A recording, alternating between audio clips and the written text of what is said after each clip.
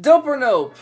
Hey everybody, I am Actors, and welcome back to the only channel on YouTube that covers in-depth videos on cars and sneakers. And today, we're gonna do a dope or nope. If you're new to this channel, dope or nope is this little segment that I like to do on my channel that covers future sneaker releases, and I decide whether or not these sneakers are dope or nope.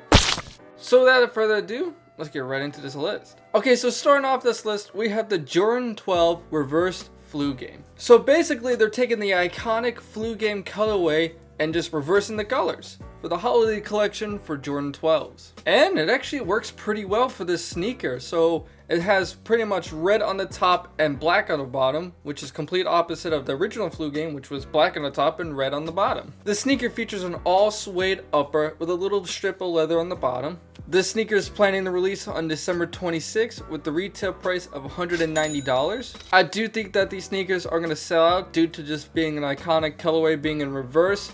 Very collectible. And with all that just being said, you probably can guess that I think this sneaker is pretty dope. Alright, so for my next December release, we have the Nike SB Blazer Minicom Toy Bear Bricks.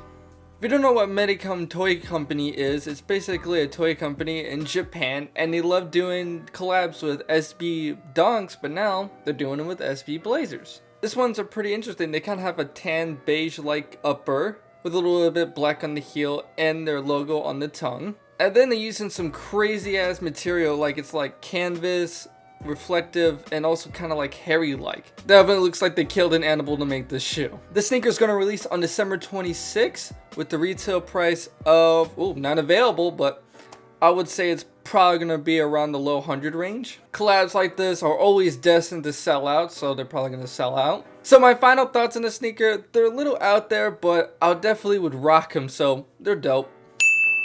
This next sneaker is pretty interesting to say the least. It's the Nike Adapt Jetstreams. If you don't know anything about Nike Adapt sneakers, they're basically these super high-tech self-lacing sneakers, kind of like the ones you see from Back to the Future. And then they're coming out with this sneaker with this kind of interesting blue color on the midsole, and this kind of gray and white combination for the uppers. Also got a yellow swoosh logo and a little bit of marbling, it seems like, on the top of the midsole. Quality of the sneaker is nothing too out there. It's just pretty cool, mesh and fabric. The sneaker is set to release on December 26th with the retail price of, $400. These sneakers being a little bit overhyped now, in my opinion. They probably will sell out just because they're just cool piece of tech. But I do have problems with the sneaker, and it looks a little too chunky, and the silhouette looks a little unbalanced for my opinion. So this sneaker might get a little hate for this, but I don't really like these Adapt sneakers. I mean, I do like Adapt sneakers, but not just this one in particular, so it's gonna be a nope. Colors are pretty cool though, just not the silhouette. Our next sneaker on this list, it's another Adapt, but a little cooler in my opinion. It's the Jordan 11 Adapt 20th anniversary. Once again, this sneaker features really cool auto-lacing tech, but this time on a Jordan 11. And I think I really like the styling. So it's got like a little bit of cues from a lot of the Jordan 11s. So like the tongue is black and like surrounding it is a bunch of white and of course an icy midsole. But I really like the subtle cues of red on the sneaker. The materials for the sneaker are pretty standard. It looks like it's gonna have some mesh and just patent leather, typical Jordan 11 stuff, which is absolutely amazing. The sneaker is going to release on December 30th with the retail price of, holy crap, $500. I don't think I've ever seen a Jordan 11 retail for that high. I mean, Jesus, that's a lot. Obviously, I think these sneakers are going to sell out. I mean, just the hype in the Adapt sneakers, and it's a Jordan 11. That's kind of a no-brainer. And then finally, it's a Jordan 11 Adapt. It's a super cool sneaker, styled really well. Obviously, this is going to be a dope. Our next sneakers on this list is actually two sneakers. It's the Undefeated Air Max 97s. One is in this military green called the Mattia green, I think that's how you say it. And the other one is black with more of that same green, and we also have some neon green trim on that as well. Materials used for both of these sneakers should be leather and mesh, and they will be releasing on December 29th with the retail price of $180. Undefeated sneakers normally do sell out, but these are 97s, and these are a little bit more common and less hyped. So selling out may not be a possibility, but there's a good chance. And lastly, I like these like darker olive green colors, but not really how they look on these Air Max 97s. And I don't really think like the black and neon green trim really works for this 97 as well. So I'm going to say that both of these sneakers are going to be a nope for me. Hopping to our next sneaker on this list, we have the Jordan 1 Fly Ease in gray, red, black. If you don't know what the Jordan 1 Fly Ease, it's pretty much an attempt to innovate the Jordan 1 design and kind of make it better. The sneaker looks like it has more kind of like black toe color blocking with how the black is and stuff, but like the red swoosh logo is pretty different, and also that gray is interesting as well. These sneakers are set to release sometime by the end of this year, with the retail price of $140. Now, when these sneakers last released, I don't really think they sold out, so I would expect these things to sit on shelf just for a little bit.